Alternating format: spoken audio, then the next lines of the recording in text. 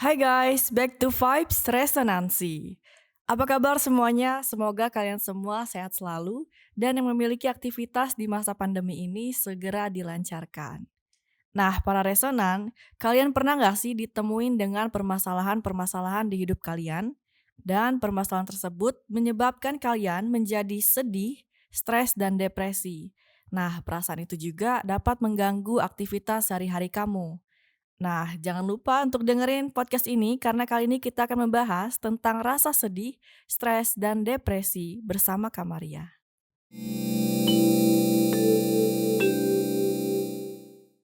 Halo Kamaria, apa kabar? Halo Ade, baik banget kabarnya. Kayaknya Kamaria cerah sekali hari ini. Ini baju batik Thank ya, you. Kak? Iya begitu. Ya ini spesial batiknya. Kenapa spesialnya, Kak? Ini dibuat oleh murid saya Mhm. di Growing Hope, sekolah untuk special need. Tapi dia sudah lulus dan memang dilatih untuk membuat batik. Wow, spesial banget dong. Mhm. Nah, oke Kamaria langsung aja nih. Mental itu kan aspek yang penting banget untuk kehidupan kita. Mhm. Nah, kalau tubuh atau fisik kita kuat, kalau nggak dibarengin dengan mental, bakal percuma. Mhm. Eee, Terus sekarang ini, kan kita banyak nih Kak, nemuin orang-orang yang mengungkapkan perasaannya lewat media sosial. Nah, perasaannya itu tentang rasa sedih, stres, dan juga depresi. Nah, menurut Kakak nih, sebenarnya apa sih Kak, pengertian dan pemahaman tentang rasa sedih, stres, dan depresi itu sendiri? Iya, sebenarnya itu 3 hal yang berbeda ya. Kalau sedih itu sedih adalah salah satu emosi yang kita miliki, kita punya semua. Ada sedih, ada takut, ada marah, salah satunya tadi itu sedih, di mana itu sebuah respon emosi negatif dari kejadian-kejadian atau peristiwa yang menurut sudut pandang orang yang mengalaminya itu negatif. Seperti merasa kehilangan, di dalamnya ada rasa kehilangan, merasa diri buruk, merasa diri dirugikan, hal-hal yang negatif, itu untuk sedih.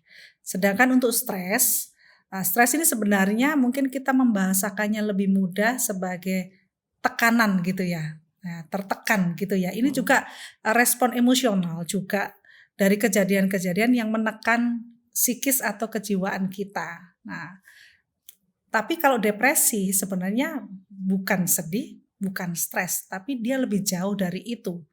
Nah, depresi mungkin pada awalnya orang memang merasakan sedih, tapi itu berlarut-larut.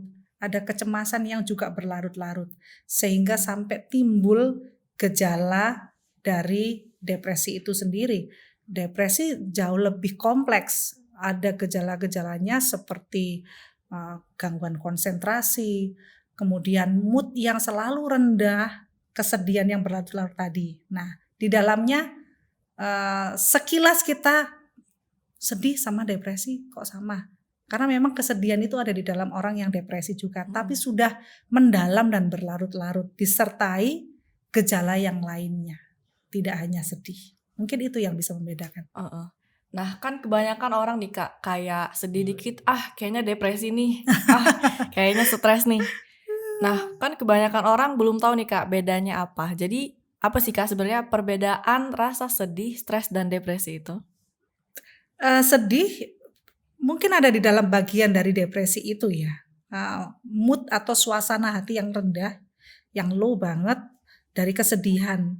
Tetapi seringkali penyebab kesedihan itu tidak timbul pada saat itu untuk orang depresi. Perbedaan sedih dulu dengan depresi nih ya. Mhm mhm. Misalnya kita mengalami peristiwa yang negatif, kehilangan misalnya orang yang kita cintai, kita sedih. Tapi itu tidak berlarut-larut dan bertahan sangat lama. Kemudian kita mungkin dibohongin terus kita sedih, 1 hari, 2 hari sudah.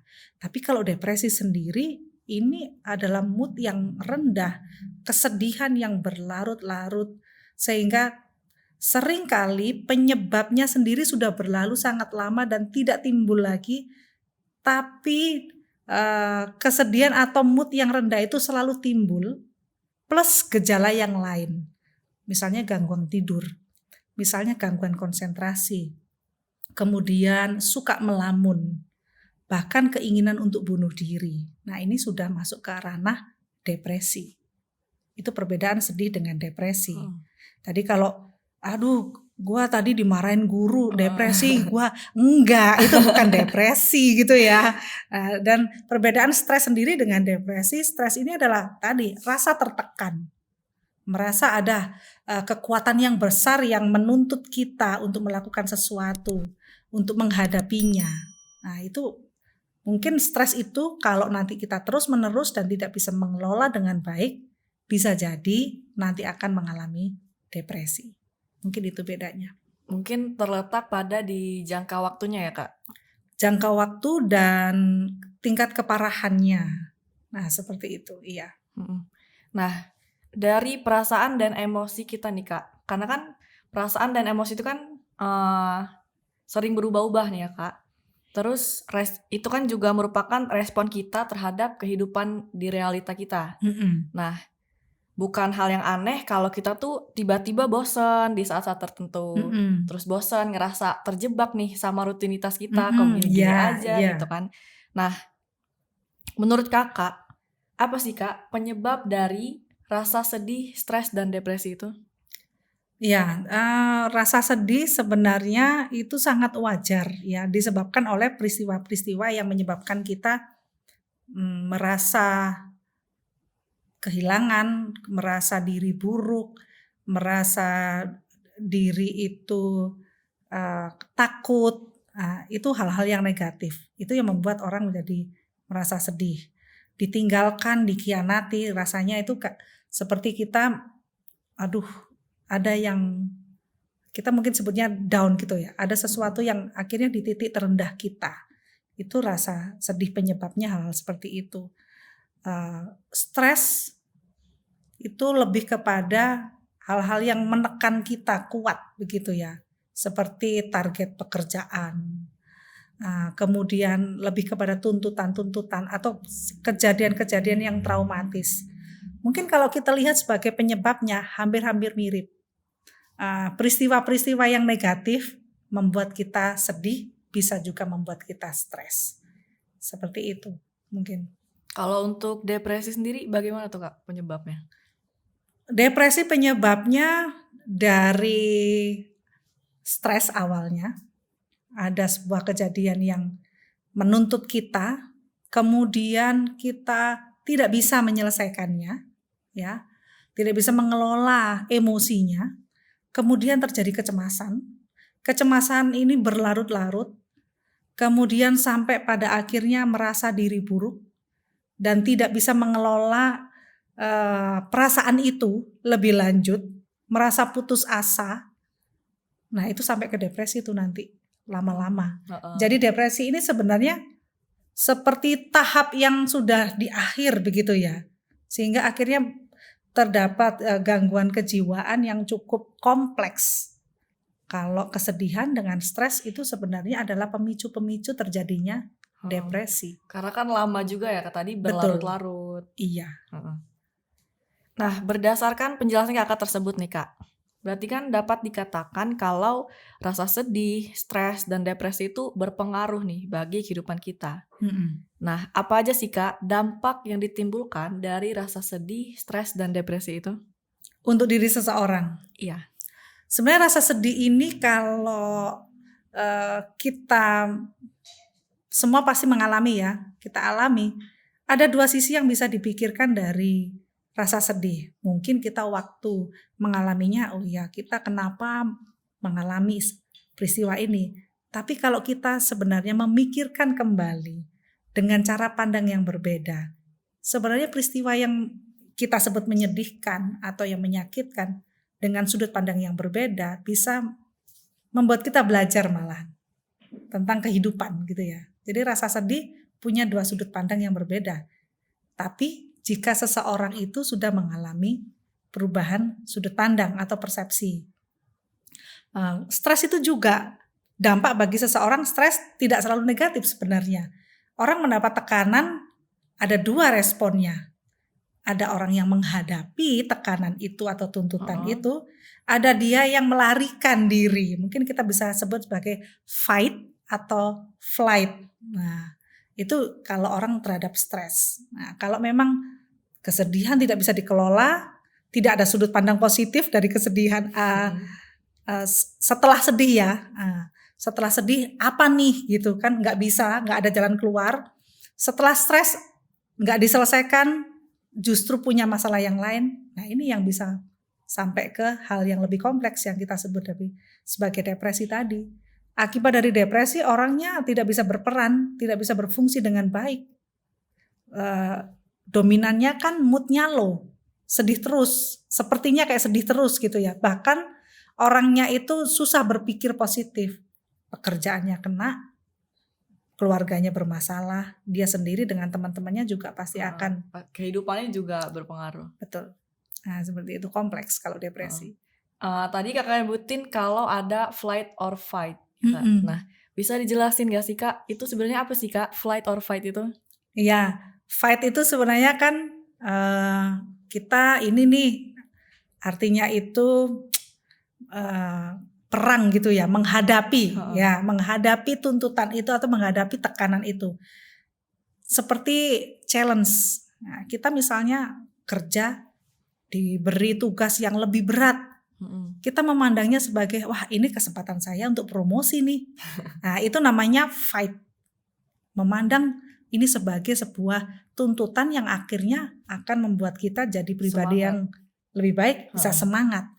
Tapi ada yang sisi yang lain, waduh saya dikasih pekerjaan, wah ini memang gak bener nih yang ngasih kerjaan, misalnya aku jadi repot nih, jadi capek nih, lebih baik aku gak kerjain. Nah ini flight, kabur dari challenge itu. Itu contohnya sih kayak gitu.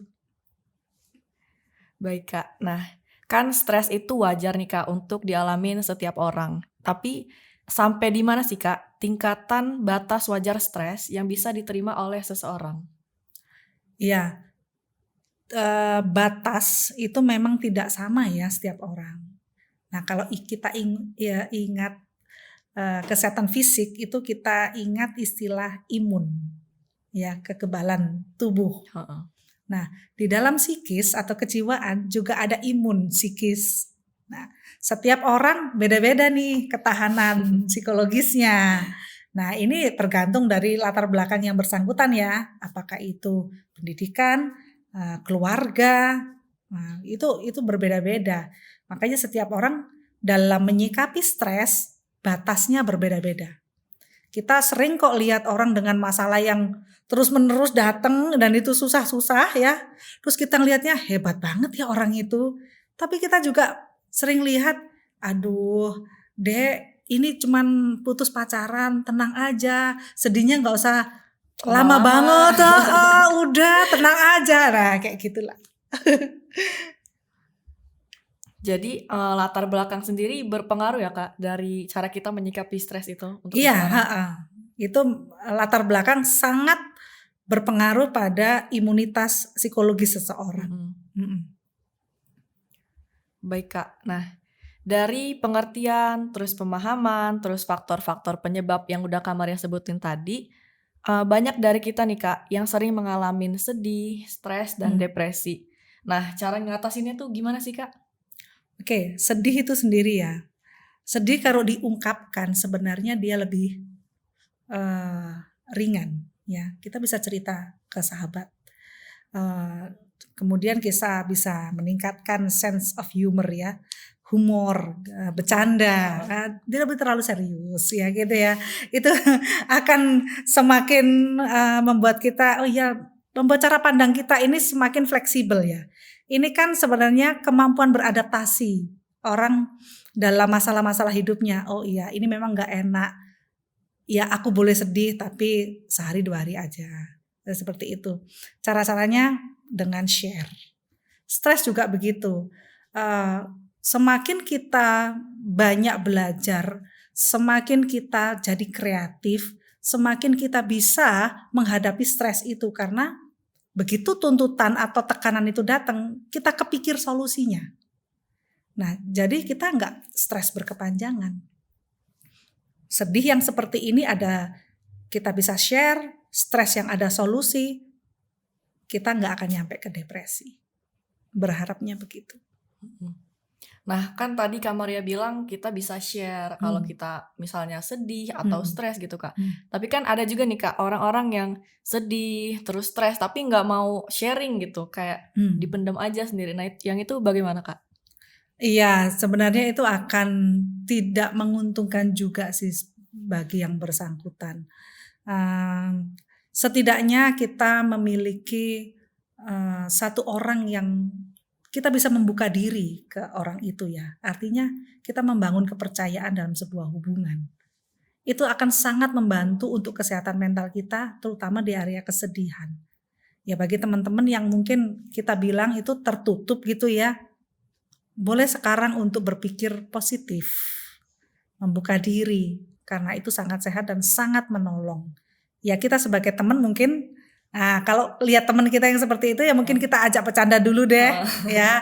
Kita bangun pertemanan, interaksi, membangun hubungan yang asik, sehingga kita bisa bawa, kamu kalau sedih kita Cerita bisa aja gitu. cerita aja, bener. Nah, Kak, aku dari tadi salfok nih, Kak, sama minuman ini.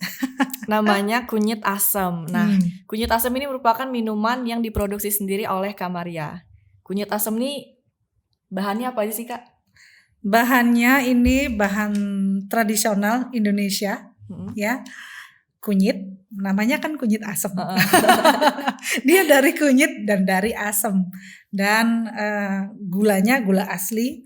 Kita olahnya juga olah secara tradisional ya. Tapi rasanya mungkin bisa nanti dicoba untuk Heeh. teman-teman milenial yang aduh Penasaran nih. jamu pahit nggak enak, kita boleh belajar tentang minuman tradisional Indonesia dan boleh cinta Indonesia dari sini ya. Kita juga bisa ikut melestarikan budaya Indonesia ya, Kak. Iya, betul Wow, banget. luar biasa sekali. Nah, buat kalian nih, kalian bisa cek minuman ini, kunyit asam di Instagramnya Grow Suka Makan.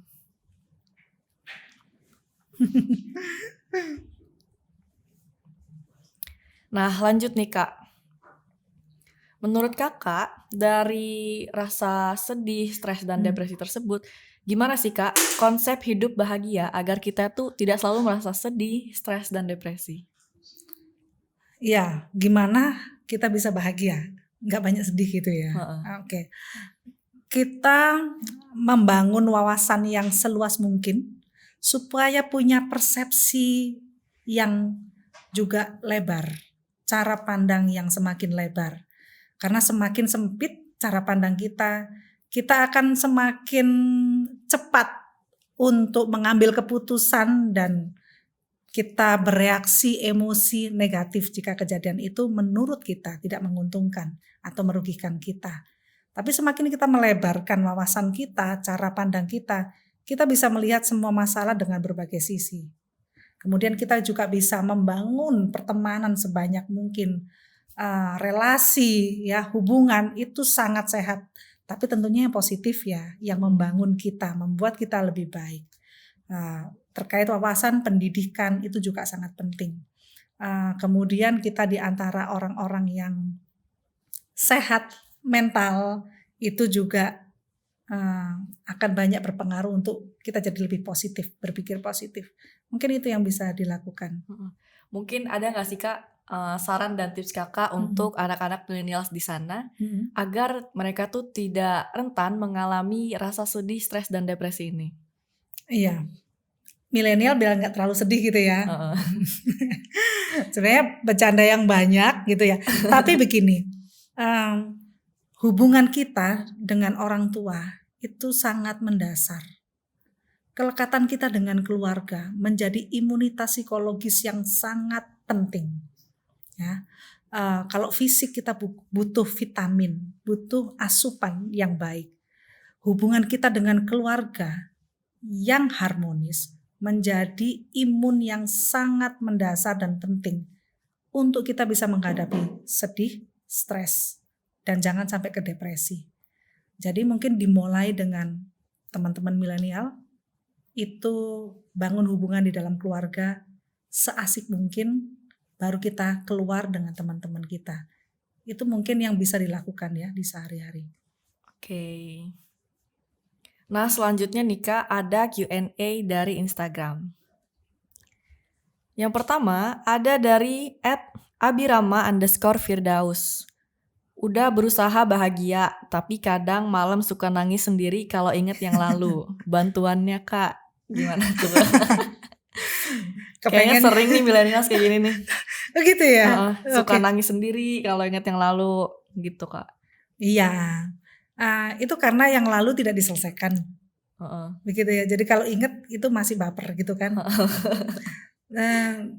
Sebenarnya sharing tadi ya, kita perlu teman untuk share. Akan sangat baik kalau memang bisa share juga ke orang yang lebih senior, supaya punya cara pandang yang lebih baik tadi. Mengakses orang tua asik juga sih, tapi itu tidak mudah. Aku tahu untuk teman-teman milenial mungkin, aduh ceritanya kayak apa ya nanti ya kalau sama senior kayaknya nggak asik. Heeh. Oke, mungkin masalah itu harus diselesaikan deh. Minimal diceritakan, lalu diselesaikan, sehingga kita nggak perlu lagi terus mengingat itu dan menjadi sedih. Kita hanya ingat tanpa merasa sedih dengan menyelesaikan masalah itu. Mungkin itu tipsnya. Baik Kak, kemungkinan ada nggak sih Kak orang-orang yang menyembuhkan dirinya itu tapi mereka nggak sharing gitu Kak? Dia nggak sharing. Sebenarnya kalau nggak sharing itu sulit ya, karena perasaan negatif atau ada kebingungan akan peliknya masalah, kalau itu ada di dalam diri kita, itu menjadi konflik batin tersendiri dan itu rasanya nggak enak banget. Nah, tetap aku sarankan untuk dialog, membangun percakapan, menjadi obat pertama, langkah pertama ini diselesaikan. Keterbukaan itu adalah awal dari kesembuhan atau kesehatan mental kita sebenarnya. Kita mungkin kalau punya teman yang tadi kita pernah sharing, bicarakan tadi, yuk cerita. Kita memang harus melalui tahap itu. Mengeluarkan konflik dari dalam diri kita, keluar dan diketahui orang lain dan kita mendapat feedback, itu akan sangat sehat. Tapi memang cek dulu toksik enggak, cek dulu sehat enggak teman kita. Oke, jadi buat para millennials juga harus saling mengingatkan gitu ya Kak untuk sharing dong gitu. Heeh. Oke, pertanyaan selanjutnya dari Instagram @amelcendikia, A-nya ada 3. Ada nggak sih sangkut pautnya depresi sama cari perhatian orang lain? Sekarang kan banyak hal kayak gitu, cuma dijadiin bahan konten TikTok doang. Iya, makanya lebih enak kan tahu gejalanya ya, tahu gejalanya yang benar gitu ya, supaya kita tahu ini itu cari perhatian apa depresi bener gitu. Karena kalau depresi bener, orangnya itu moodnya low banget. Cari-cari perhatian kayaknya dia mungkin akan kesulitan juga ya. Karena orang depresi sendiri seringkali kesedihan yang berlarut-larut itu tidak dia sadari. Dan untuk cari perhatian kayaknya dia harus naikin upaya ya, berupaya keras untuk bisa jadi perhatian gitu. Aku pikir sih, aku nggak bisa menilai sekarang dengan detail ya, karena aku nggak tahu nih tayangannya kayak apa.